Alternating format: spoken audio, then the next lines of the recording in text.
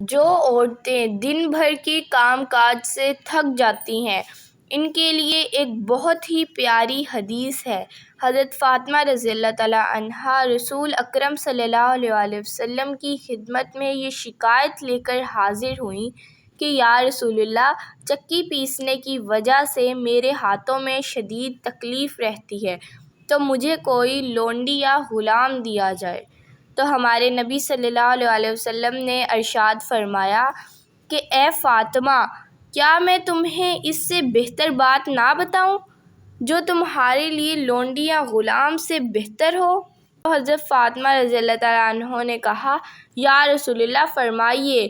تو آپ صلی اللہ علیہ وسلم نے فرمایا کہ اے فاطمہ، جب تم رات کو سونے کے لیے بستر پر لیٹ جاؤ تو ان کلمات کو پڑھ لینا: 33 مرتبہ سبحان اللہ، 33 مرتبہ الحمدللہ اور 34 مرتبہ اللہ اکبر پڑھ کر سو جایا کرو، انشاءاللہ تمام تکلیفیں دور ہو جائیں گی۔